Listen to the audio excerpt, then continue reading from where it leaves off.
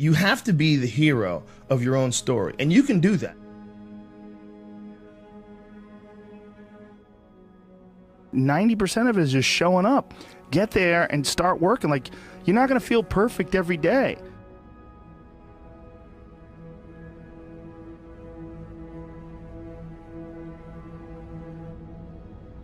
There's got to be those days you push through, and they're probably going to be more numerous than the days you don't.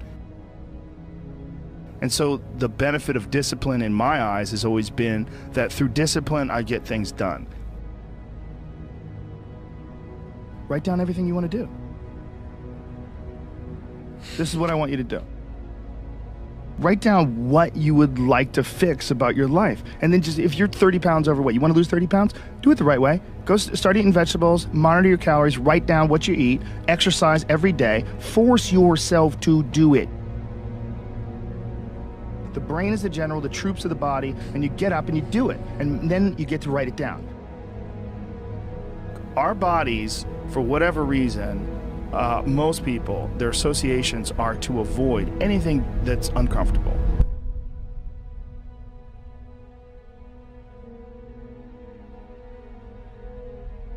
It's so illogical, because when you look at comfort and you look at success and progress and the feelings of accomplishment and of getting past certain hurdles in terms of like how you feel about life, a lot of those are connected to discomfort. Like, discomfort is your friend. It really is.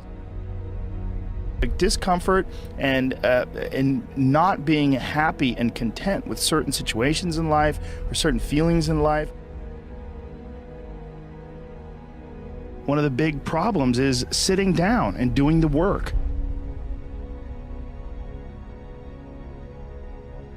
And he labels it like an enemy. He calls it resistance, you know, and that you have to sit down, you have to overcome resistance, and that the pro goes to work.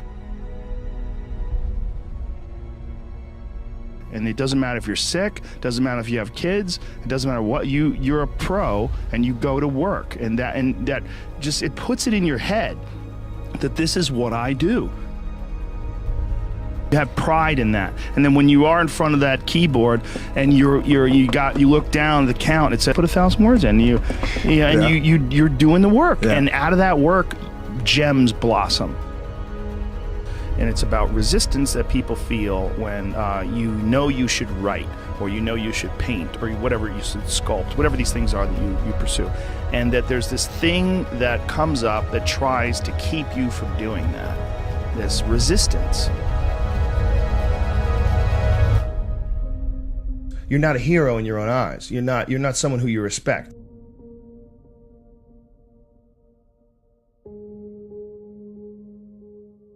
You know, you're doing what you got to do to get by, but ultimately you're not respecting yourself. And I think we all have a certain amount of appreciation and respect for hero figures. You know, like, we all look at like the guy who never lies and always does the right thing and fucking helps everybody out, and that's the John Wayne character. You know, that's the, right, the ultimate hero.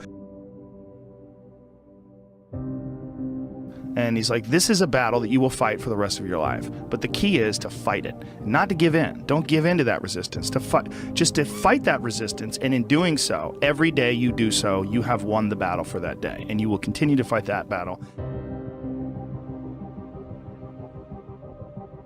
And when you look at your own life and you don't stack up, you're a thief, you stole money from your wife's purse, and you know you don't want to smoke cigarettes, but you fucking have to, you can't deal with the stress, you smoke, you devalue yourself. You slowly start devaluing yourself. When you look at yourself, you realize that if you were judging yourself, you would judge yourself unfavorably. So no matter who you can't pretend you're the hero of your story.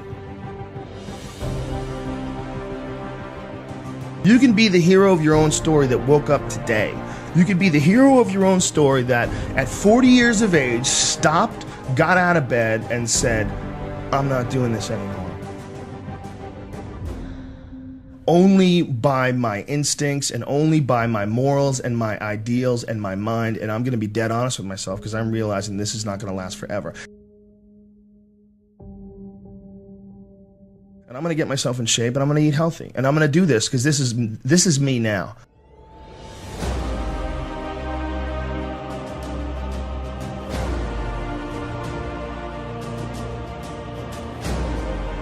I decide that this is me. And people have to realize that you are not your past. You are not all the times you fucked up. You're not all the times you were drunk. That's not you. What you are the person who's learned from a great deal of experience. When you're alone with your thoughts, you get an idea of what your thoughts actually are. If you live your life just acting constantly on the momentum of other people's expectations, of you wanting to be liked by these other people, you can run into a trap, and you set up a life that you didn't really want. Your life is certainly some sort of a journey. It's certainly some sort of a journey. You're trapped in this situation where you have a mortgage, you've got credit card bills, you've got student loans you have to pay, you have a bunch of shit going on that you have to continue to feed.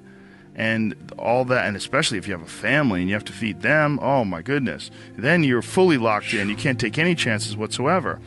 And oftentimes people make the mistake of getting stuck.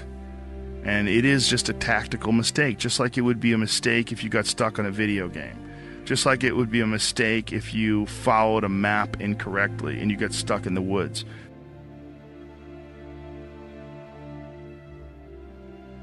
Your life is certainly some sort of a journey. It's certainly some sort of a journey.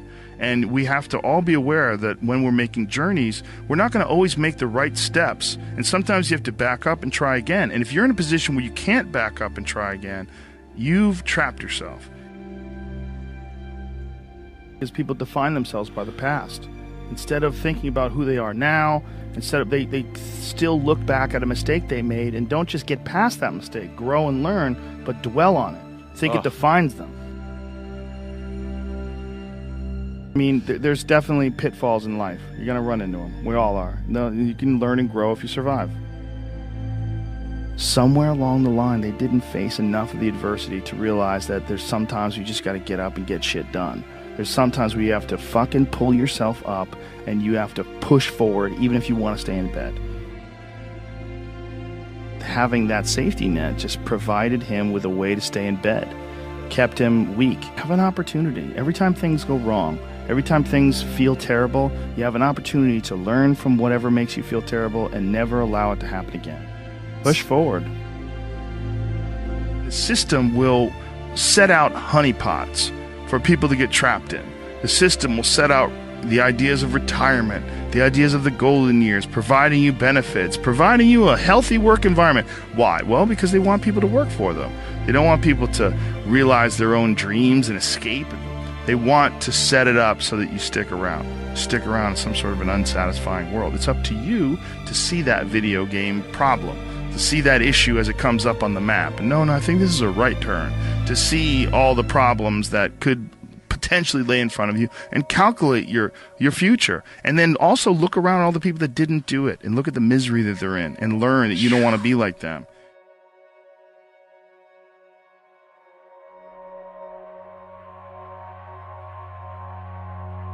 And most people get stuck in these patterns, or they define themselves as a person who doesn't follow through on their ideas, or a person who doesn't pursue their real interests and loves. You define yourself by that. Well, I guess I start things and I quit. No, you don't. No, you have started things and you quit.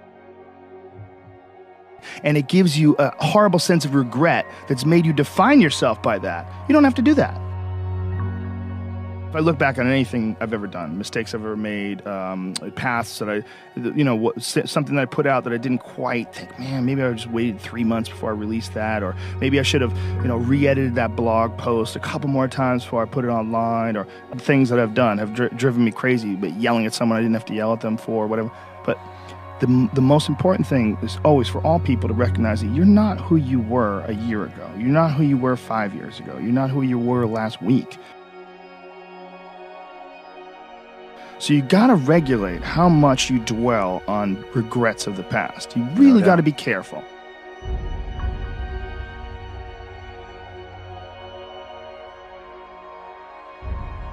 It's It's also directly proportionate to the amount of hardships that people face in life, their ability to face hardships. You know, and there's a lot of folks that live life on a cushy cloud of marshmallows and bullshit, and then one day something goes wrong.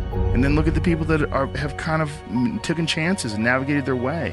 What did they do differently than you?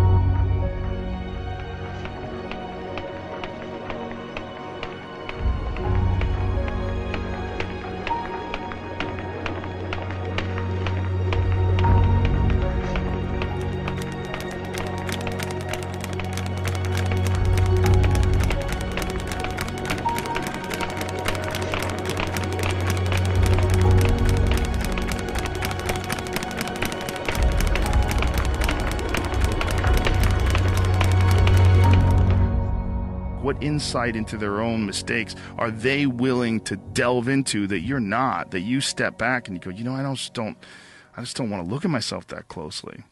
But the person who's able to look at themselves the closest is going to get the more rational results.